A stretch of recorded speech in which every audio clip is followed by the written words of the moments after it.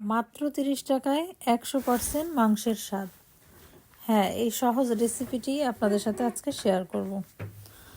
আসসালামু আলাইকুম, সবাই কেমন আছেন? তো প্রথমে আমি চুলায় গরম পানি বসিয়ে দিলাম। গরম পানি ফুটে গেলে পানির মধ্যে দিলাম লবণ, হাফ চামচ হলুদের গুঁড়া, দিয়ে দিলাম 1 পিস লেবুর রস, একটু আদা রসুন বাটা পেস্ট। আর পানিটা যখন ভালো করে ফুটে গেল তখন দিয়ে দিলাম সয়াবিন। আর সয়াবিন আমি কয়েক মিনিট ফুটিয়ে নিয়ে নামিয়ে ঠান্ডা করে নিয়ে এর ভেতরে যে এক্সট্রা পানিটা ওটা আমি ছেঁকে নিব। হাত দিয়ে ভালো করে চেপে নিলে পানিটা বের হয়ে যাবে। এরপর আমি ব্লেন্ডারে দিয়ে দিব। এর ফাঁকে আমি পেঁয়াজটাও বেরেস্তা করে নিয়েছি, আর সেই পেঁয়াজ বেরেস্তাটা এখন দিচ্ছি। অর্ধেকটা এর মধ্যে দিয়ে দিলাম ধনিয়ার গুঁড়া, লবণ, আদা রসুন পেস্ট, ধনিয়া পাতা, কাঁচামরিচ কুচি, গোলমরিচের গুঁড়া, সব কিছু একসঙ্গে দিয়ে আমি এটাকে ব্লেন্ড করে নিয়েছি। এখন আমি সিদ্ধ ডিমগুলা কেটে নিচ্ছি। চাইলে আপনারা আপনাদের পছন্দ অনুযায়ী বেশিও দিতে পারেন, কমও দিতে পারেন। আমি 4টা ডিম নিয়েছি।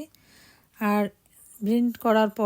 ব্লেন্ড করা সয়াবিনের মধ্যে দিয়ে দিলাম 1 টেবিল চামচ ঘি, একটা ডিম, আর দিয়ে দিলাম কিছুটা ময়দা। দিয়ে এটাকে ভালো করে মাখিয়ে নিয়ে এটাকে আমি এখন গোল আকারে শেপ দিব। ডিম ভেতরে দিয়ে এই যে ডিমের চপের মতো শেপ দিব। তো এইগুলো আমার রেডি হয়ে গেছে। আমি এর ফাঁকে 10 মিনিট ডিপ ফ্রিজে রেখেছি একটু শক্ত হওয়ার জন্য। তারপরে কিন্তু আবার 10 মিনিট পরে বের করে যে এখন গরম তেলে ভাজতেছি। প্রথমে আমি এগুলো এরকম লাল লাল করে ভেজে নিব। এগুলো ভাজতে ভাজতে এর ফাঁকে আমি টমেটো আর কাঁচা পেঁয়াজ ব্লেন্ড করে নিয়েছি, সেই পেস্টটা আমি আগে দিয়ে দিব। আর পেস্ট বেরেস্তা করেছিলাম সেই তেলের মধ্যেই কিন্তু আমি সব মশলা একে একে দিয়ে দিচ্ছি।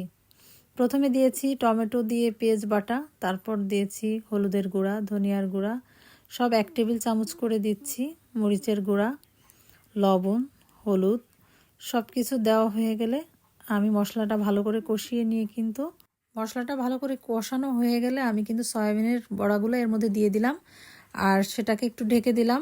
বাস আমার একটু তেল উঠে গেলেই, যখনই মাখা মাখা ঝোল হয়ে গেছে, আমি কিন্তু নামিয়ে নিয়েছি।